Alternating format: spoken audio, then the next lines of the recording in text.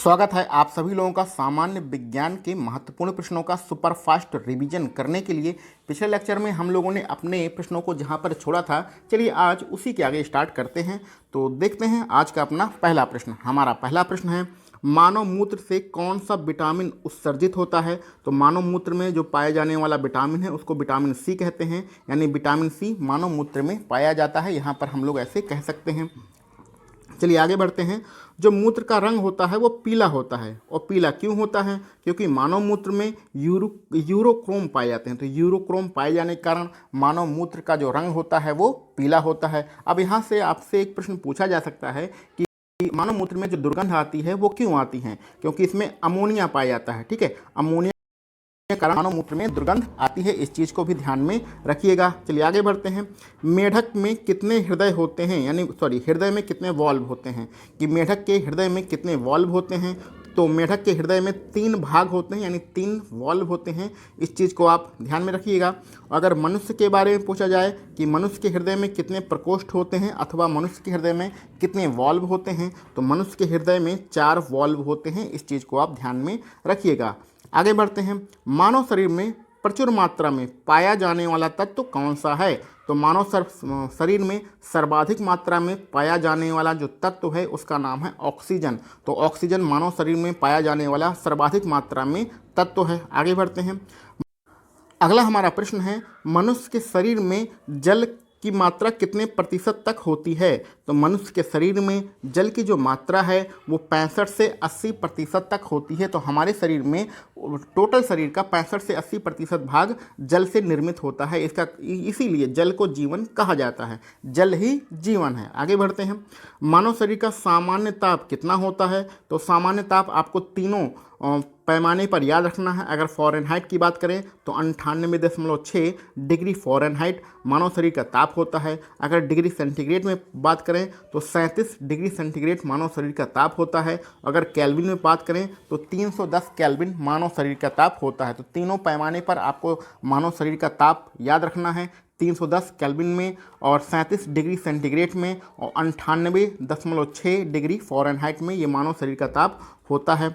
चलिए आगे बढ़ते हैं। मनुष्य के मेरुदंड में जो तंत्रिकाएं होती हैं वो कितनी जोड़ी होती हैं? तो मनुष्य के मेरुदंड में 31 जोड़ी तंत्रिकाएं होती हैं, यानी कि जो हड्डियां होती हैं वो कितनी होती हैं? वो 31 जोड़ी होती हैं। इसको हम लोग पसलियां भी कहते हैं कि मेरुदंड में कितनी जोड़ी पसलियां होती हैं? 31 जोड़ी पसलियां होती हैं। इस चीज़ को आप याद रखिएगा। चलिए आगे बढ़ते हैं। गुणसूत्र यानी कि क्रोमोसोम। तो गुणसूत्र क्रोमोसोम की खोज किसने की थी? तो गुणसूत्र की खोज वाल्डेयर या क्रोमोसोम की खोज वाल्डेयर ने किया था। तो क्रोमोसोम की खोज किसने किया? वाल्डेयर ने किया था। यहाँ पर ये दिया गया है, इसको आप याद रखिएगा। गुणसूत्रों का निर्माण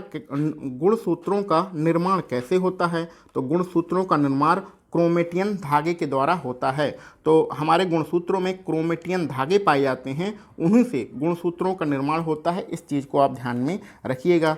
मनुष्य में कितने जोड़ी क्रोमोसोम पाए जाते हैं? तो क्रोमोसोम को ही गुणसूत्र कहते हैं। तो यहाँ पर यह भी पूछा जा सकता है कि मनुष्य में कितनी जोड़ी गुणसूत्र होते हैं? तो मनुष्य के शरीर में 23 जोड़ी गुणसूत्र होते हैं। 23 जोड़ी का मतलब टोटल कितना अगर पूछा जाए तो टोटल संख्या होगी 46। तो 46 गुणसूत्र होते हैं, इसको हम लोग 23 जोड़ी गुणसूत्र कहते हैं। आगे बढ़ते हैं। जीवन की सबसे छोटी रचनात्मक और कार्यात्मक इकाई कौन सी होती है? तो आपने कोशिका का जब परिभाषा पढ़ा होगा तो उसमें पढ़ा होगा कोशिका हमारे शरीर की सबसे छोटी रचनात्मक और कार्यात्मक इकाई होती है। तो कोशिका मानव शरीर की सबसे छोटी रचनात्मक और कार्यात्मक इकाई होती है। इस चीज़ को आप ध्यान में रखिएगा। कोशिका के बारे में 2-3 यहाँ पर प्रश्न और दिए गए हैं, जैसे कि सबसे छोटी जीवित कोशिका कौन सी है? तो सबसे छोटी जीवित कोशिका का नाम है माइकोप्लाज्मा। माइकोप्लाज्मा सबसे छोटी जीवित कोशिका है। शरीर की सबसे लंबी कोशिका कौन सी होती है? तो मानव शरीर में सबसे लंबी कोशिका तंत्रिका तंत्र की कोशिकाएं होती हैं। तंत्रिका तंत्र की कोशिकाएं मानव शरीर में सबसे लंबी कोशिकाएं होती हैं, और सबसे छोटी जीवित जो कोशिका है वो उसका नाम है माइकोप्लाज्मा। इस चीज़ को आप ध्यान में रखिएगा। अब आगे बढ़ते हैं, तंत्रिका तंत्र के बारे में पढ़ते हैं। तंत्रिका तंत्र की रचनात्मक और क्रियात्मक इकाई कौन सी होती है? तो तंत्रिका तंत्र में रचनात्मक और क्रियात्मक इकाई न्यूरॉन्स होते हैं। इस चीज़ को आपको ध्यान में रखना है। कोशिका शब्द का निर्माण किसने किया था? तो कोशिका शब्द का निर्माण रॉबर्ट हुक ने किया था। रॉबर्ट हुक ने कोशिका इस शब्द का निर्माण किया था। आगे बढ़ते हैं। कोशिका का आनुवांशिक पदार्थ कौन होता है?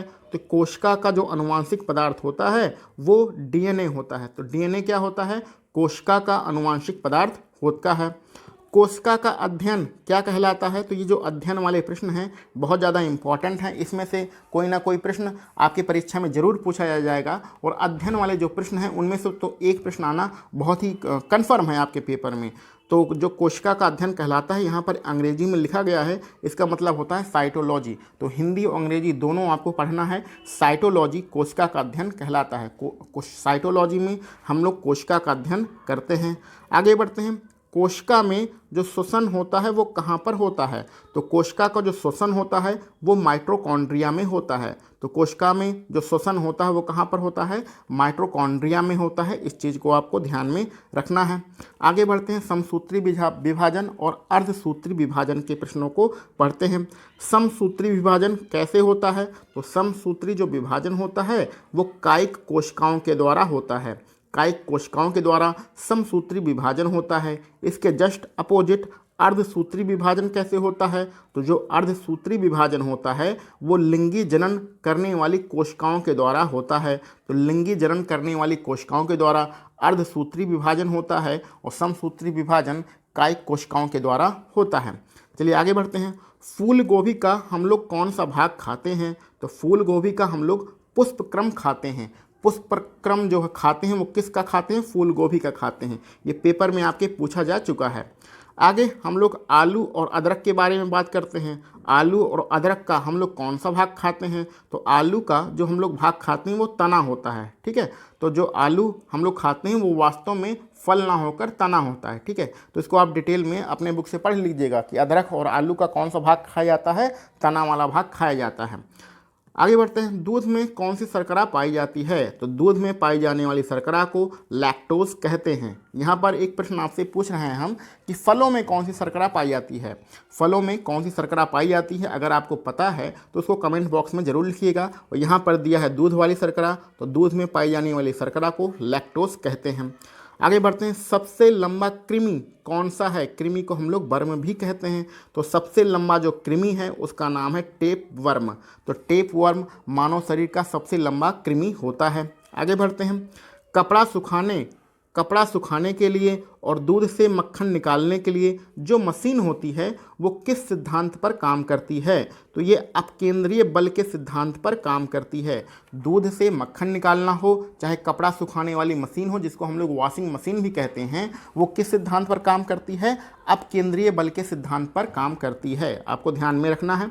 आगे बढ़ते हैं। दूध से क्रीम निकालने पर दूध के घनत्व पर क्या प्रभाव पड़ता है? तो दूध से क्रीम जब हम लोग निकाल लेते हैं तो उस समय दूध के घनत्व पर क्या प्रभाव पड़ता है? दूध का घनत्व बढ़ जाता है। इस चीज़ को आपको ध्यान में रखना है। मूल रंग कौन कौन से होते हैं? तो मूल जो रंग होते हैं, जो ओरिजिनल रंग होते हैं वो 3 होते हैं, नीला, लाल और हरा। नीला, लाल, हरा यही हमारे मूल रंग हैं। आगे बढ़ते हैं। इंद्रधनुष का निर्माण कैसे होता है? तो बरसात के महीनों में इंद्रधनुष को आप लोगों ने आसमान में देखा ही होगा। इसके निर्माण के लिए बहुत सारे भौतिक घटनाएं उत्तरदायी होती हैं, जिसमें से पहली है प्रकाश का पूर्ण आंतरिक परावर्तन। तो प्रकाश का पूर्ण आंतरिक परावर्तन, इसके कारण इंद्रधनुष होता है। अपवर्तन के कारण भी इंद्रधनुष होता है और वर्ण विक्षेपण के कारण भी इंद्रधनुष बनता है। यानी कि ये 3 घटनाएं मिलकर इंद्रधनुष का निर्माण करती हैं। वैसे यहाँ पर सबसे ज़्यादा इंपॉर्टेंट क्या है? प्रकाश का पूर्ण आंतरिक परावर्तन, इसके कारण इंद्रधनुष का निर्माण होता है। चलिए आगे बढ़ते हैं। इंद्रधनुष में टोटल कितने रंग होते हैं? तो इंद्रधनुष में टोटल 7 रंग होते हैं। इंद्रधनुष में जो बीच वाला रंग होता है वो कौन सा होता है? तो इंद्रधनुष के बीचों बीच में हरा रंग होता है। ठीक है, आगे बढ़ते हैं। प्रकाश का जो रंग होता है वो किसके द्वारा निर्धारित किया जाता है? जो प्रकाश के रंग होते हैं, यानी कि जो हमारे कलर होते हैं, वो तरंग दैर्ध्य के द्वारा निर्धारित किए जाते हैं। किस प्रकाश की कितनी तरंग दैर्ध्य है, इसी के आधार पर उसके रंग का निर्धारण होता है। आगे बढ़ते हैं। वेधन क्षमता सबसे ज़्यादा किसकी होती है? तो वेधन क्षमता का मतलब किसी वस्तु को आर पार निकल जाना। तो वेधन क्षमता किसकी सबसे ज़्यादा होती है? गामा किरणों की। तो गामा किरणों की वेधन क्षमता सबसे ज़्यादा होती है। आगे बढ़ते हैं। पराबैंगनी किरणों की खोज किसने किया था? तो पराबैंगनी किरणों की खोज रिटर ने किया था। रिटर ने पराबैंगनी किरणों की खोज किया था। आगे बढ़ते हैं। सबसे अधिक और सबसे कम तरंग दैर्ध्य किसकी होती है? तो जो सबसे अधिक अधिक जो तरंग दैर्ध्य होती है वो लाल रंग की होती है। इसलिए ज़्यादातर खतरे के जो निशान हैं वो लाल रंग से बनाए जाते हैं, क्योंकि ये लाल रंग हमें दूर से ही दिख जाता है। दूर से क्यों दिखता है? क्योंकि इसकी तरंग दैर्ध्य सबसे ज़्यादा होती है। इसके विपरीत सबसे कम तरंग दैर्ध्य किसकी होती है? बैंगनी रंग की होती है। बैंगनी कलर की कोई भी चीज़ आपको दूर से दिखाई नहीं देगी। क्यों नहीं देगी? क्योंकि इसकी तरंग दैर्ध्य सबसे कम होती है। तो लाल रंग की तरंग दैर्ध्य सबसे अधिक और बैंगनी रंग की तरंग दैर्ध्य सबसे कम। इस चीज़ को आप रट लीजिएगा, हजारों बार आपके पेपर में पूछा जा चुका है। आगे बढ़ते हैं। जो प्रकाश की तरंग दैर्ध्य होती है वो कितनी होती है? तो प्रकाश की जो तरंग दैर्ध्य होती है वो 3900 एंगस्ट्रॉम से लेकर 7800 एंगस्ट्रॉम के बीच में होती है। 3900 एंगस्ट्रॉम से लेकर 7800 एंगस्ट्रॉम के बीच में प्रकाश की तरंग दैर्ध्य होती है। आगे बढ़ते हैं। प्रकाश की चाल सबसे ज़्यादा कहाँ पर होती है? तो प्रकाश की चाल सबसे ज़्यादा निर्वात में होती है। इस चीज़ को आपको ध्यान में रखना है। प्रकाश की चाल सबसे ज़्यादा कहाँ पर होती है? प्रकाश की चाल सबसे ज़्यादा निर्वात में होती है। तो आज के लिए हम लोग बस इतने ही प्रश्न रखते हैं। इसके आगे के क्वेश्चन को हम लोग अपने अगले लेक्चर में सॉल्व करेंगे। आप सभी लोगों को वीडियो देखने के लिए बहुत बहुत धन्यवाद।